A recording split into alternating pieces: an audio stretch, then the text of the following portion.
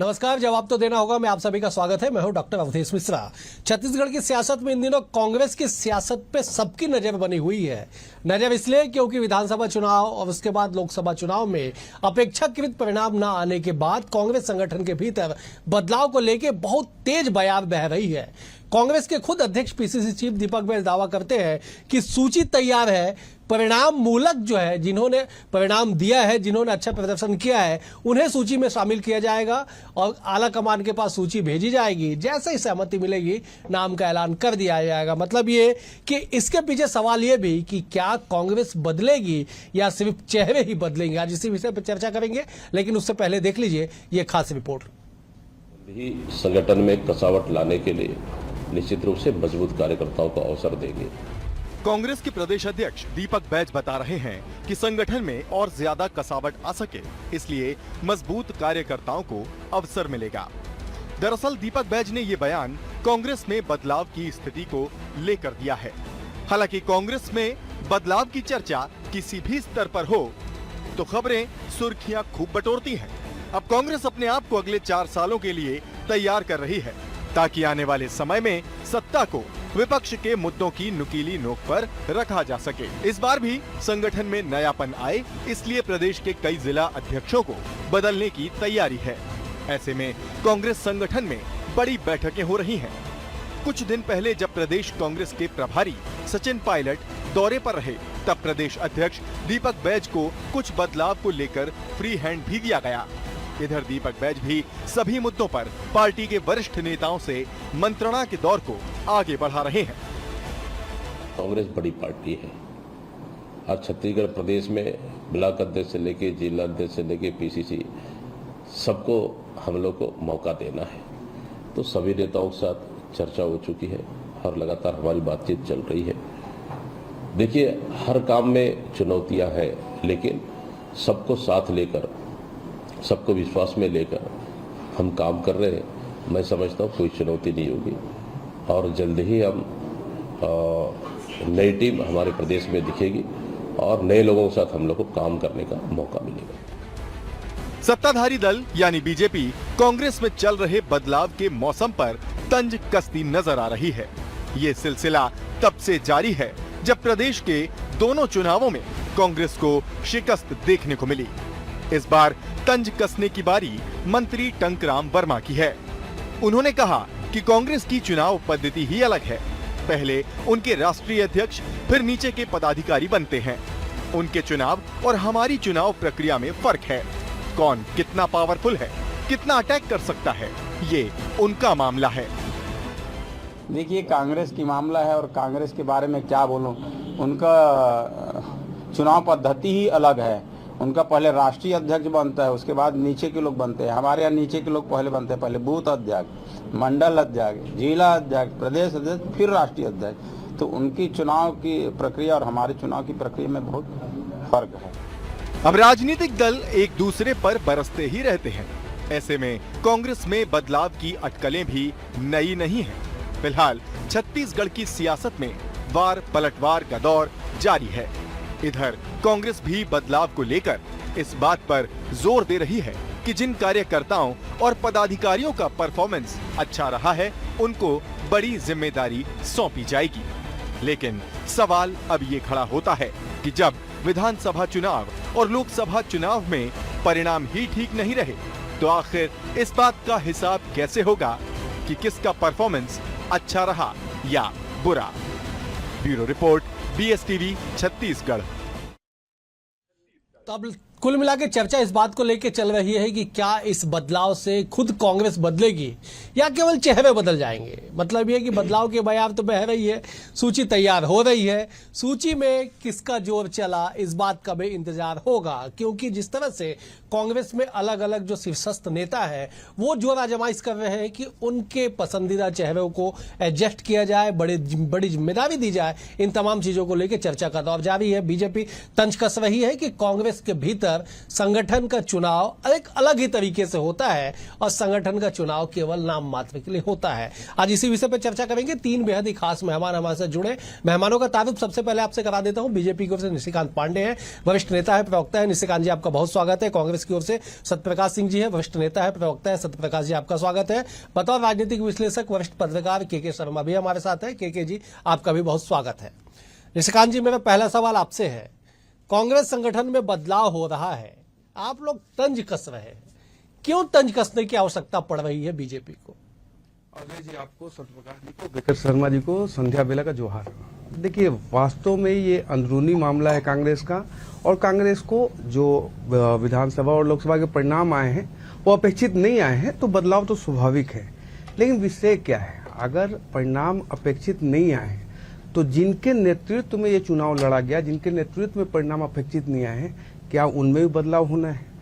चूंकि स्वयं टी.एस. सिंहदेव जी ने कह दिया कि मैं प्रदेश अध्यक्ष बनने को तैयार हूं, क्या संगठन इस पर चर्चा करे? या जितने गुटबाजी का मामला आपने प्रदेश में देखा विधानसभा के बाद और लोकसभा के पहले, लगातार कांग्रेस पार्टी में गुटबाजी देखने को मिली।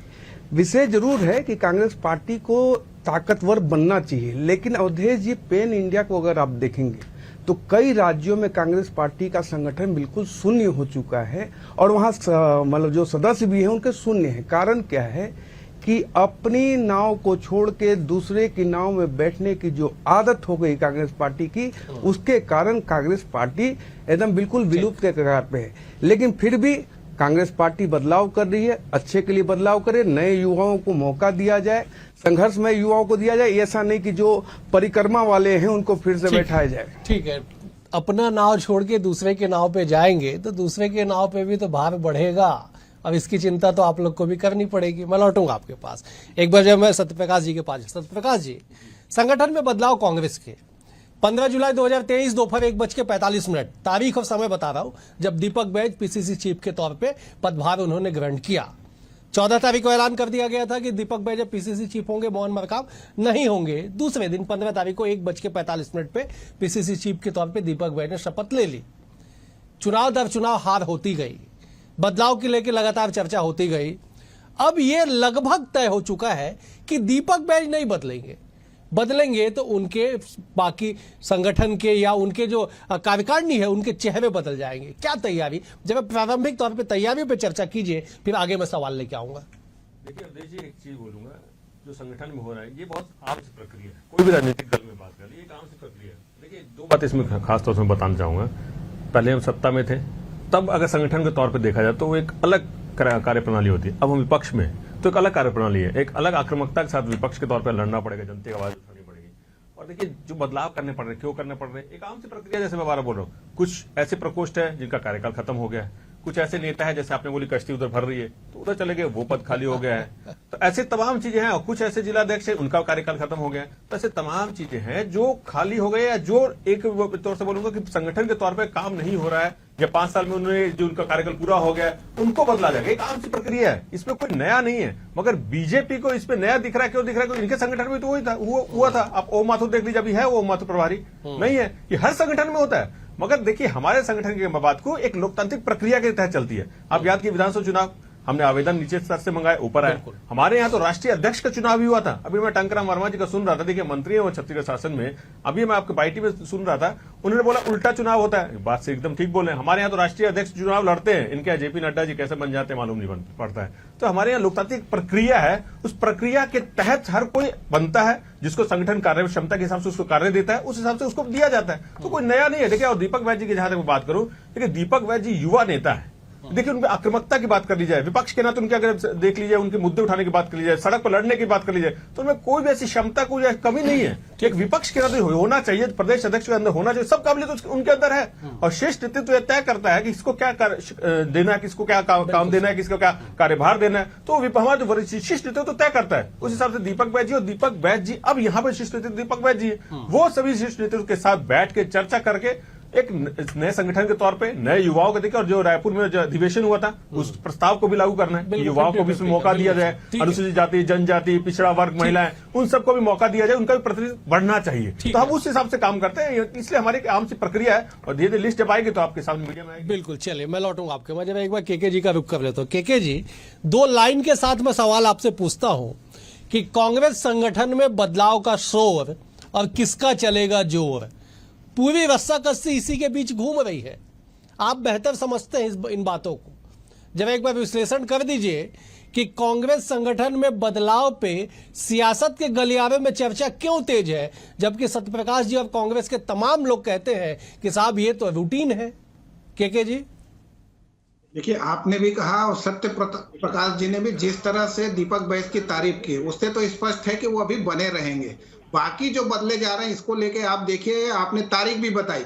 जब दीपक बैस को अध्यक्ष बनाया गया तो उस समय ये था कि कहीं न कहीं मुख्यमंत्री भूपेश बघेल और तत्कालीन जो पीसीसी अध्यक्ष थे मोहन मरकाम, उनके बीच कहीं खींचतान वाली बात संगठन को लेकर आने लगी थी। इसके चलते हुए उन्हें मंत्री बनाया गया और नया दीपक बैस को, मतलब कहा जा सकता है कि भूपेश बघेल की सहमति से दीपक बैस अध्यक्ष बने थे और सत्ता और संगठन में बेहतर तालमेल दिखने लगा था। लेकिन परिणाम में तब्दील नहीं हुआ, चाहे विधानसभा चुनाव की बात करें, चाहे लोकसभा चुनाव की बात करें। अब इसका जो कहा जा रहा है कि ये ऊपर से हरी झंडी मिल गई, मतलब जो भाजपा की ओर से कहा जा रहा है कि पीसीसी अध्यक्ष के जगह में बाकी सबको बदला जा रहा है। तो बदलने के 2-3 कारण तो अभी सामने आ रहे हैं, जैसे कि चंद्रशेखर शुक्ला किसान कांग्रेस के अध्यक्ष थे, वो चले गए भाजपा में। अब राम गोपाल अग्रवाल जी कोषाध्यक्ष, उनके खिलाफ जांच चल रहा है, कहा जाता है कि अभी तक फरार है। तो ये एक इस टाइप के भी पदाधिकारी हैं जिनको बदलना जरूरी है। दूसरी चीज ये है कि दीपक बैस को जो टीम मिली है वो मोहन मरकाम की टीम है। अब मोहन मरकाम की टीम पर ये काम कर रहे हैं। दीपक बैस को एक अनुभव हो गया है, अब प्रदेश भर के कार्यकर्ताओं से उनका संपर्क हो गया है, कौन कार्यकर्ता किस रूप में काम कर रहा है या उनके आधार किसकी सक्रियता है बूथों में पकड़ को लेकर, कार्यकर्ताओं में पहुंच को लेकर के। और जो परिक्रमा की बात कर रहे थे उसको भी उनको पता चल गया है कि कौन कार्यकर्ता किसका परिक्रमा कर रहा है। तो तमाम जानकारी के बाद एक अनुभव दीपक बैस में आ गया है, जो आप देखेंगे कि विधानसभा घेराव से लेकर के एक थाने के घेराव के लिए तक जाना तो दीपक बैस की निश्चित रूप से सक्रियता को दिखाता है। और एक नया, अब उसमें जो विपक्ष में होना चाहिए संघर्षशील प्रदेशाध्यक्ष के रूप में वो सामने आ रहे हैं, कहा जा सकता है। लेकिन जो बदलाव की बात है तो दीपक बैस संगठन को कितना बदलते हैं, ऊपर से कितना अवसर मिलता है, और वास्तव में कांग्रेस के जो सत्ताधारी कांग्रेस थी वो अब जाके विपक्ष में है। तो संघर्ष जो सदन से लेकर सड़क तक की बात कही जाती है उसमें ये कार्यकर्ता कितने होते हैं। और अभी भाजपा का तो प्रवेश उत्सव चल रहा है, अब उस सदस्यता अभियान चल रहा है। तो सदस्यता अभियान में कांग्रेसियों को रोकने की भी एक बड़ी जिम्मेदारी कांग्रेस के संगठन और पदाधिकारियों की है। और जहां तक चलने की बात है, जैसे मैंने कहा कि भूपेश बघेल के अच्छे संबंधों के चलते दीपक बैस प्रदेश अध्यक्ष बने। अब बाकी के नेता जो है उनकी सहमति से सबको लेकर चलने की बात दीपक बैस जी कर रहे हैं। बिल्कुल सही कहा। मैं लौटूंगा आपके पास। दरअसल ये कहा जाता है हमेशा से संगठन को लेके, किसी भी राजनीतिक दल के संगठन को लेके, कि संगठन जब वो चुनाव लड़ती है तो सत्ता पोषित संगठन ही माना जाता है कमोबेश सियासत के गलियारों में।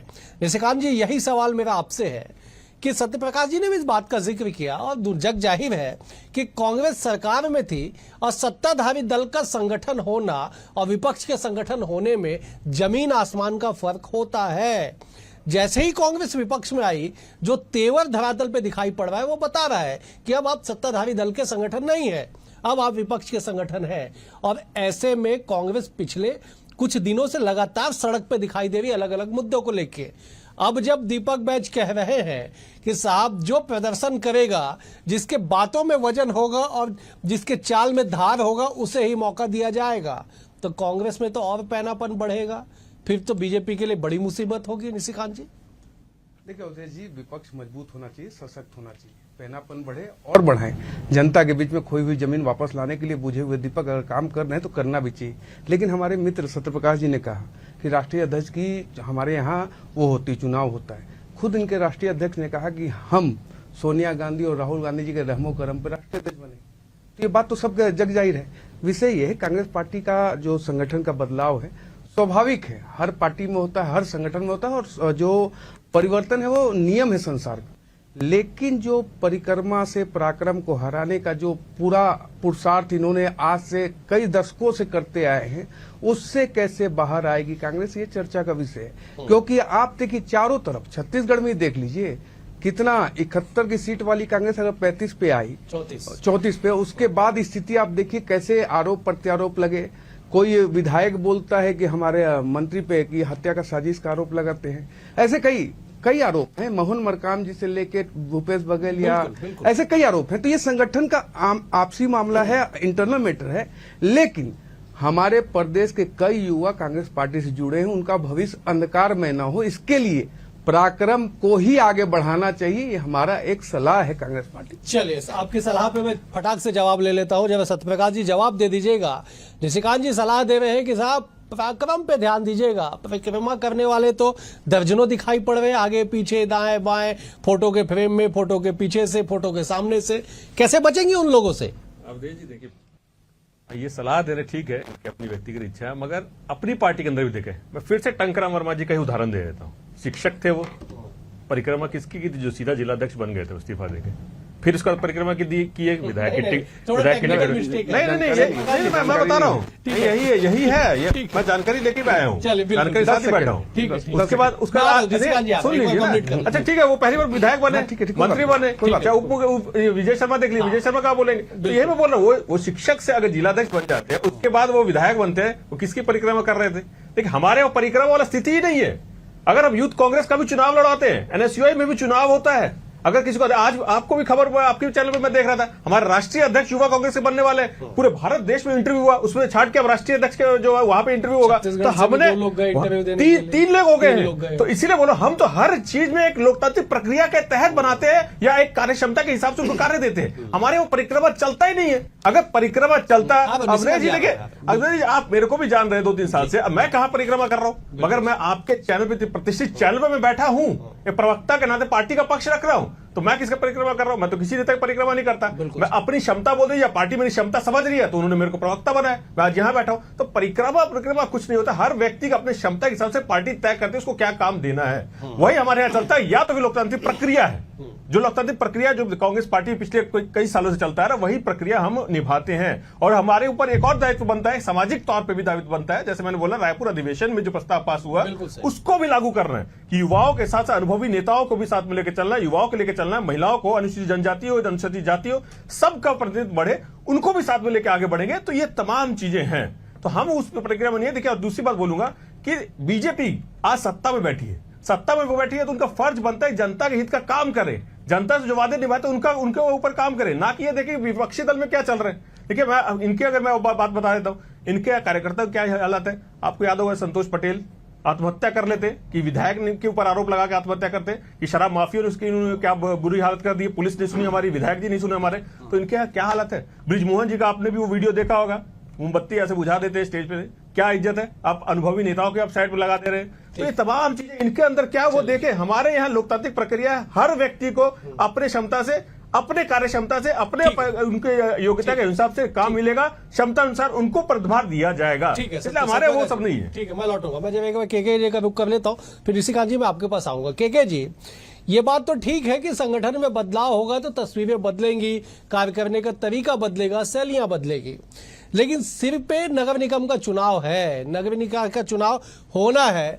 और ठीक इससे पहले आप जब कार्यकारिणी बनाएंगे तो जितने लोगों को आप एडजस्ट करेंगे, उससे 10 गुना लोगों को नाखुश करेंगे। कितनी बड़ी चुनौती है कांग्रेस के सामने, केके जी? निश्चित रूप से अभी नगरीय निकाय चुनाव को ले या रायपुर दक्षिण के चुनाव को देख ले, अभी एक ऐसी दावेदार से बात हुई जो दक्षिण में दावेदारी, मैं बोला आपका नाम अध्यक्ष के लिए चल रहा है, उसका कहना है भैया पता नहीं, मैं तो विधायक टिकट बनना चाहता हूँ, मुझे कहा अध्यक्ष बना दी। ऐसी टाइप वाले जो बात है, मतलब उनकी सहमति लेना पड़ेगा। जो पार्षद बनना चाहते हैं, महापौर बनना चाहते हैं, विधायक बनना चाहते हैं, जनता के बीच जो काम कर रहे हैं, उनको संगठन में किस रूप में लिया जाएगा उनसे। और दूसरी चीज महत्वपूर्ण बात जो इसमें चल रही थी कि क्योंकि कांग्रेस विपक्ष में है, तो अभी यहाँ तो ऐसी चाहिए, संघर्षशील चाहिए, लाठी खाने वाले जेल जाने वाले ने। देवेंद्र यादव जैसे जो जेल जा रहे बिल्कुल हैं, सही। उनको अब बिहार की जिम्मेदारी दे रहे हैं। तो कांग्रेस को ऐसे लगे, भूपेश बघेल के समय नारे लगते थे कि खाबो लाठी जाबो जेल, हमार नेता भूपेश बघेल। इस टाइप के अब संघर्षशील की का समय है, 5 साल है और ये शुरुआत है। और इनको लगातार संगठन को मजबूत करने के साथ साथ, आप परिक्रमा की बात कर रही थी, परिक्रमा सत्ता में आप मंत्री बनाने के लिए परिक्रमा वाले को मंत्री बना सकते हैं, लेकिन संगठन में को यदि आपको मजबूत करना है तो निश्चित रूप में जो पराक्रम शब्द आया है उसी टाइप के संघर्षशील और जो जनता कार्यकर्ताओं के बीच एक उत्साह पैदा कर सके, सत्ता पक्ष के खिलाफ सड़क की लड़ाई लड़ सके, ऐसे युवा नेताओं की आवश्यकता है। निश्चित रूप से बिल्कुल कांग्रेस के पास ऐसे युवा नेताओं की जहां कमी नहीं। पराक्रम होगा वहीं पे जो है तस्वीरें बेहतर निकल के आएंगी। निशिकांत जी, सत्यप्रकाश जी की बातों से मैं 101% सहमत हूं। उन्होंने अपना जिक्र किया कि साहब अगर मैं कहीं परिक्रमा करता तो मुझे मौका नहीं मिलता, मैं अपने काबिलियत के हिसाब से, या पार्टी समझ रही है इसलिए मैं यहाँ पे बैठा हूँ। 101% में सहमत हूँ सत्यप्रकाश जी की बात से। ऐसे में कैसे आप कह सकते हैं कि जो केवल परिक्रमा करते हैं, जो केवल चक्कर काटते हैं, उन्हें जिम्मेदारी दी जाएगी? अवधेश जी, आपके बात से मैं 200% सहमत हूँ। सत्यप्रकाश जी योग्य भी हैं, ऊर्जावान भी हैं और अपने कार्यों के प्रति गंभीर भी हैं, लेकिन हर चीज में एक अपवाद होता है, एक्सेप्शनल हर चीज में होता है। तो हमारे सत्यप्रकाश जी जो मित्र हैं एक्सेप्शनल है। दूसरा, इन्होंने कहा टंकराम वर्मा जी के लिए, कितने लोकतांत्रिक पार्टी है कांग्रेस पार्टी। जब सीताराम केसरी जी को बाथरूम में बंद किया गया था और सोनिया गांधी राष्ट्रीय अध्यक्ष बनाई गई थी, इतनी लोकतांत्रिक पार्टी है। राहुल गांधी कहाँ थे, एनएसयूआई में थे कि यूथ कांग्रेस में थे कि राष्ट्रीय कांग्रेस में थे, कहीं नहीं थे। अचानक आते हैं और छा जाते हैं पूरे कांग्रेस पार्टी पे, और ऐसा छाते हैं कि पूरा कांग्रेस पार्टी डूबने लगता है। तो विषय ये है, जो परिक्रमा की बात कर रहे थे आप, कमोबेश आप देखेंगे अवधेश जी, जो कांग्रेस पार्टी का इस 7 दशक में एकदम न्यूनतम स्तर पर जो आए हैं, उसका मुख्य कारण है बूथ से लेके केंद्र तक कांग्रेस पार्टी में परिक्रमा ही चला है, जिसके कारण राज्य दर राज्य कांग्रेस पार्टी खोती गई। और खोते खोते देखिए, आप एक चीज बोल रहा हूँ, बंगाल, झारखंड, उड़ीसा, बिहार, उत्तर प्रदेश, एक कई राज्य ऐसे हैं जहां 30-30, 35-35, 40 साल से कांग्रेस पार्टी नहीं है। तो उसका कार्यकर्ता वहां क्या कर रहा होगा? एक कार्यकर्ता नहीं मिलेगा आपको। तो जब संगठन को मजबूत करना है तो सींचिए उसको अपने परिश्रम से, और परिश्रम से सींचने वाले को ही आगे बढ़ाइए, ना कि परिक्रमा करने वाले को। मैं जवाब ले लेता। सत्यप्रकाश जी, जरा जवाब दे दीजिएगा निशिकांत जी की बातों को। अब इस बात का भी उल्लेख कर दीजिएगा जो मैंने केके जी से पूछा था कि सामने नगरीय निकाय का चुनाव है, ऐसे समय में बदलाव, ऐसे समय में विस्तार कितनी बड़ी चुनौती है कांग्रेस के लिए? देखिए, नगरीय निकाय जो चुनाव है, लेकिन अगर मैं रायपुर के अगर मैं बात करूं, हम 15 साल से यहाँ हैं, तो क्यों है? हमने काम किया है, तो हम काम के भरोसे, देखिए मैं 12 बोलूं, वो कार्य क्षमता के हिसाब से काम दिया जाएगा, चुनाव के तहत भी काम दिया जाएगा। हर व्यक्ति कार्य क्षमता देके दिया जाएगा ना। कोई अगर मान लीजिए ब्लॉक लेवल पे अच्छा प्रदर्शन कर सकते हैं, अपने मेहनत दे सकता है, तो वहां के लेवल पे दिया जाएगा, वार्ड लेवल पे दिया जाएगा, तो उसको उसी के लिए तो दिया जाएगा ना, जिस हिसाब से वो क्षमता उसके अंदर है कि वार्ड पे काम अच्छा कर सकता है, ब्लॉक में अच्छा कर सकता है, जिले में काम अच्छा कर सकता है। तो उसी चुनाव के मद्देनजर भी रखा, ये बात रखी जाएगी। हमारी स्थिति इसको भी देख रहा होगा कि चुनाव भी नजदीक है। इसलिए देखिए, एक चीज मैं, निशिकांत पांडे जी बार-बार बोल रहे हैं राहुल गांधी के बारे में, मैं एक सवाल पूछना चाहता हूं। मोदी जी जब पहली बार मुख्यमंत्री बने थे गुजरात का, तो जितनी मेरी जानकारी है वो दिल्ली से सीधा गए थे अटल बिहारी वाजपेयी। तो किसकी परिक्रमा कर रहे थे वहां?